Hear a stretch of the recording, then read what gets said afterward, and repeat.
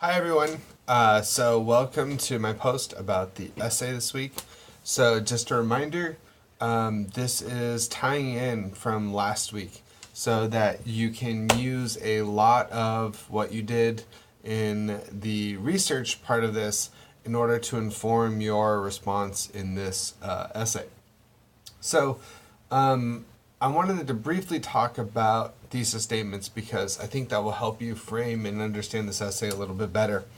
So, a couple weeks ago, I talked to many of you and gave you a link to how to create a thesis statement. And if you lost this link, just let me know. But the whole idea here in this link is to look at making a position about the topic and then looking for support. So, for example, if we look at the question this week, the question really is what's going to define our position for this paper. So let's look at the question because that's where everything starts, right? Is Fences an accurate depiction of the African American community of Pittsburgh Hills District in the 1950s? Why or why not? How you answer that question is your position. Simple as that. So if you say yes, it is, no, it's not, sort of, those are responses, or those will turn into your position. Now, the key ingredient here, though, is like, well, why or how do you know that? And that's where your support comes into play. So if you say, yes, it is an accurate depiction because dot dot dot, the stuff after the because is the support for your position. So that's where the key sort of ingredients and magic happen, right? So one of the things you could think about is your research. Hopefully you researched some of the historical era, sort of like letting us know, like, what did it look like? Were there secondary sources about this? Maybe primary sources. Remember primary sources. Someone narrating what their experience was like. So hopefully you found one or both of those, and what you can kind of look at is how this person described it, and if you think that's credible, and then you can kind of compare that with the Fences and see, like, well, do the two kind of match up? If they don't match up, why don't they match up? What is one missing that the other has or doesn't have? Okay. The really, I guess you could say, like, the biggest thing with week 4 to week 5 is that idea of using the research you've done to support that position that we already talked about. I guess the only other thing to mention is the third bullet point where it talks about maybe focusing on a specific character or characters.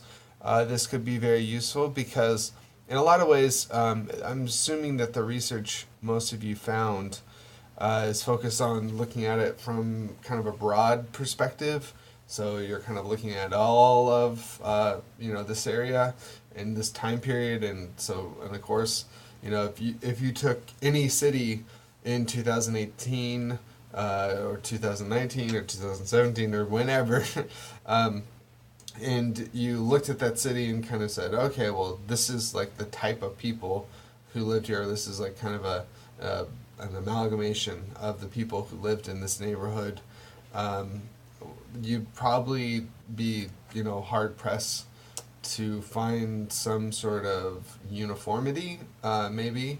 And so what you can do is think about, this character.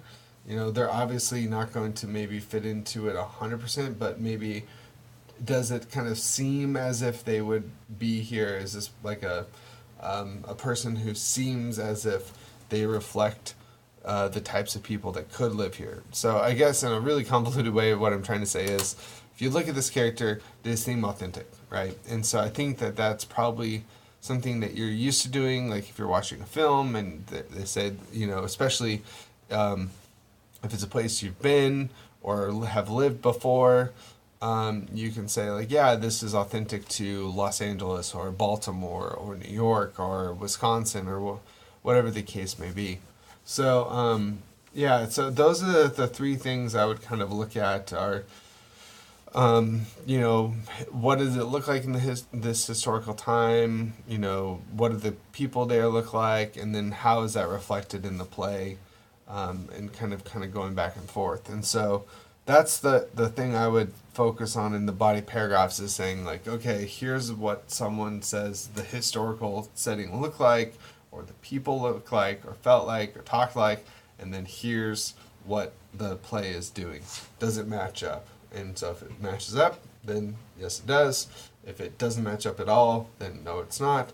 And if it's somewhat, somewhere in the middle, that's not like a wishy-washy position. You're saying like, well, it sort of matches up, and here's how it sort of does, and the things he gets right or wrong. Okay, so if you're having a hard time trying to create your position, I would email me it, because this is really key. Because once you get that position and support, then you can start building the paragraphs and things of that nature. Okay. All right. So thank you very much for everything this week, and I hope to hear from you if you need help with your position and support in your thesis statement. Bye.